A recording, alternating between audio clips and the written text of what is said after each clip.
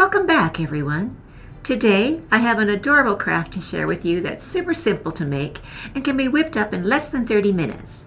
These felt envelopes are perfect for delivering a card, handwritten message, or even to pack a small treat inside. The version I'm making would be great for Valentine's Day, but with a few adjustments it would also make a great envelope for a birthday card as well. To begin, download the pattern in the description box and cut out your paper pattern pieces.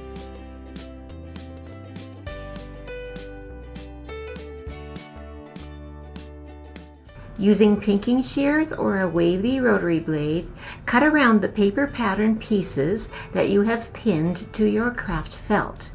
You can also make your own pattern based off ours in case you want to make a different sized envelope.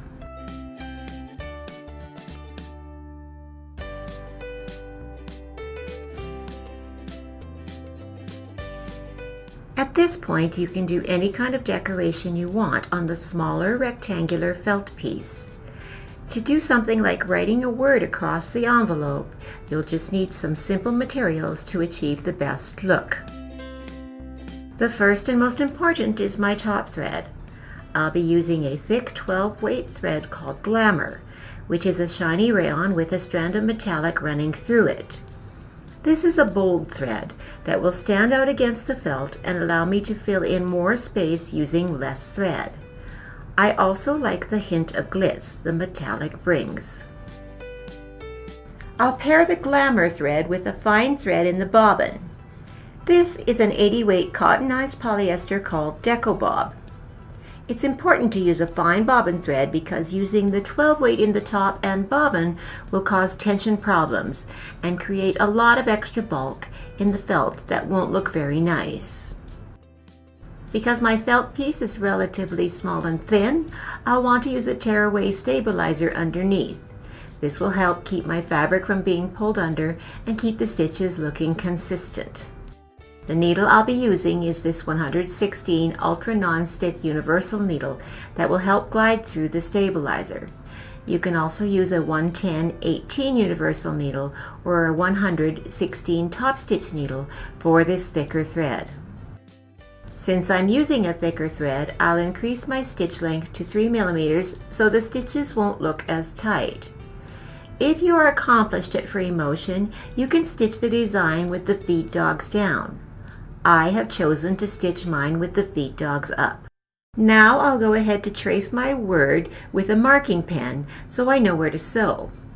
It helps to write in cursive to make it easy to follow the word and to avoid stopping and starting for each letter. Don't worry about back stitching on either end because the stitching is here merely as a decorative touch. I'll be using a silver Glamour thread in the top so the thread contrasts with my felt, while in the bobbin I'll be using a white Deco Bob thread so it blends into the back side. Follow the lines you drew carefully. When you reach the end, snip your thread and sew the word again 2 or 3 additional times to help emphasize the letters and make the word stand out more boldly. You can sew as close as you can to your previous stitching to keep it looking filled in.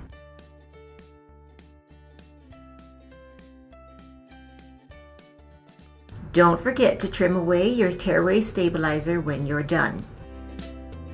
You can also hand stitch pieces of felt to your envelope if you wish. Get creative and play with different colors and layers of felt to do something fun.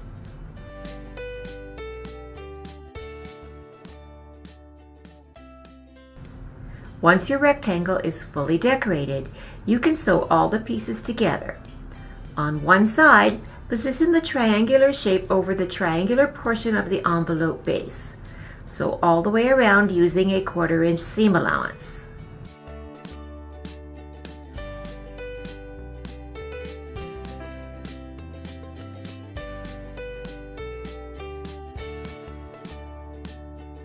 Now stitch around the perimeter of the rectangle to hold it in place, again using a 1/4 inch seam allowance.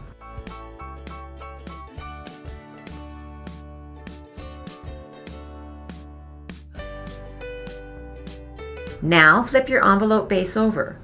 Fold the bottom portion of the base up to the edge below where the triangular piece sits on the other side and pin in place.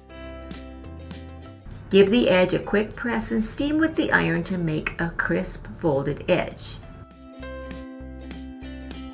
Now sew close to the edge at about an 1/8 inch seam allowance. Start from the top right corner and sew down, across, and back up to the top left edge. Do not sew across the top of the middle of the rectangle, as this will be the opening for your envelope's pouch. You're almost finished. The last touch is sewing on the buttons that will keep your envelope shut.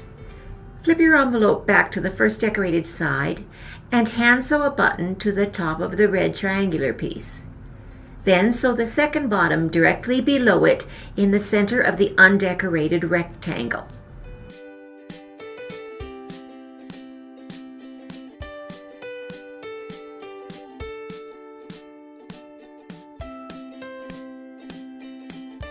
Cut a length of the 12-weight glamour about 1 foot long. Snugly tie one end of the thread to the button on the triangular portion of the envelope. When you fold the envelope closed, you can use the string to wind between the buttons and keep your envelope shut.